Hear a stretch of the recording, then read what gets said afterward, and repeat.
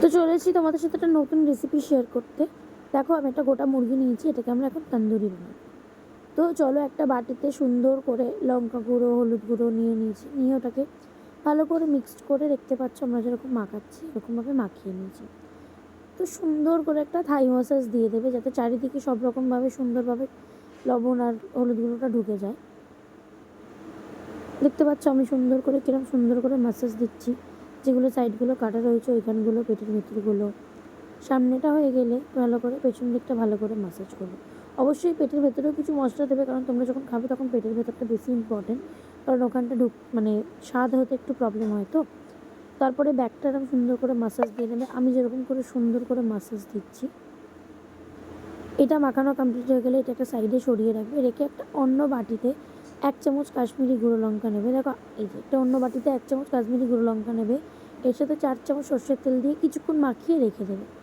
তারপরে ওটার সাথে 4 চামচ টক দই নেবে, 4 চামচ টক দই নিয়ে ওটার সাথে ভালো করে মিক্সড করবে।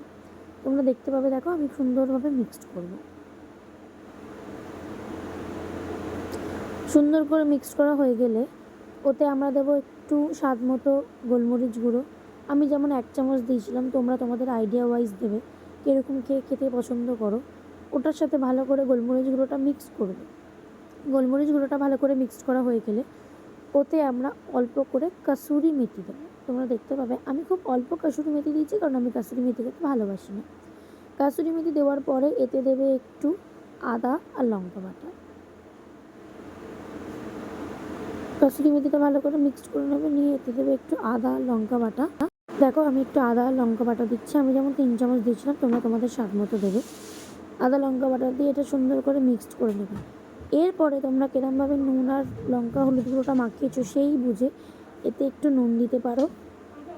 আমি যেমন দিইনি, কারণ আমি বুঝেছিলাম যে আমার ওখানে যা দিয়েছিলাম আমার আর লাগবে না। তোমরা আদা লঙ্কা বাটার সাথে এর সাথে একটু দেবে তন্দুরি মশলা। আমার বাড়িতে তন্দুরি মশলা ছিল না, তাই জন্য আমি তন্দুরি মশলা দিতে পারিনি। ওটাকে দিয়ে সুন্দর করে মিক্সড করে নেবে, মিক্সড করে নিয়ে সুন্দর করে মাখিয়ে নেবে। আমি যেরকমভাবে প্রচুর সুন্দরভাবে চারিদিকটা মাখিয়ে নিচ্ছি, এরকমভাবে একটা সুন্দর করে থাই মাসাজ দিয়ে নেবে। এটাকে সুন্দর করে মাখানো হয়ে গেলে তোমরা কিছুক্ষণের জন্য রেখে দিতে পারো। আমি যেহেতু সাডেনলি প্ল্যান করেছিলাম এটা রান্না করব, ওই জন্য আমার এটাকে ম্যারিনেট করে রাখার সময় হয়নি। তোমরা এরকম করে সুন্দর করে মাখিয়ে নেবে, যেমনভাবে আমি মাখাচ্ছি এরকমভাবে সুন্দর করে মাখিয়ে সুন্দর করে একটা সাইডে রেখে দেবে। ম্যারিনেট করে থেকে কিছুক্ষণ রেখে দেবে। আমার যেমন মাখানো কমপ্লিট, এরপরে এটাকে কিছুক্ষণ রাখার পরে একটা বাটি নেবে, একটা বাটির মধ্যে সুন্দর করে এটাকে ভরবে, যাতে তুমি একটা প্রেশার কুকারের ভেতরে বাটিটা ঢোকাতে পারো। সেই ওয়াইজ একটা মাপের মাপ বাটি নেবে। আমি দেখতে পাচ্বে একটা বাটি নিয়েছি, নিয়ে ওটাকে ওর মধ্যে রেখেছি, রেখে সুন্দরভাবে প্রেশার কুকারে রেখে দিয়েছি, যাতে প্রেশার কুকারের কোনো সাইডেই এটা লাগবে না, যেদিকটা লাগবে সেদিকটা কিন্তু পুড়ে যাবে। তো আমরা এটাকে প্রেশার কুকারে রাবার আর গার্ডার খুলে 45 মিনিটস রেখেছিলাম। রেখার পরে নামিয়েছিলাম যখন, এরম একটা তোমরা দেখতে পাচ্ছ, যেরকম তোমরা দেখতে পাচ্ছ ঠিক এরকম হয়েছিল। দেখলাম আরেকটু করতে হবে, তাই আমরা আরেকবার দিয়েছিলাম, দিয়ে তারপরে কিছুক্ষণের জন্য রেখে ওটাকে সুন্দর করে নামিয়ে বাটার ব্রাশ করে আমরা এরকমভাবে গ্যাসে পুড়িয়েছি। তো তোমরাও সুন্দর করে নামিয়ে বাটার ব্রাশ করে এরকমভাবে পড়বে। যদি ভিডিওটা ভালো লাগে একটা লাইক কমেন্ট অ্যান্ড শেয়ার করে দিও, বা ভিডিওটা ভালো লাগলে লাইক কমেন্ট করে দিও। বাই।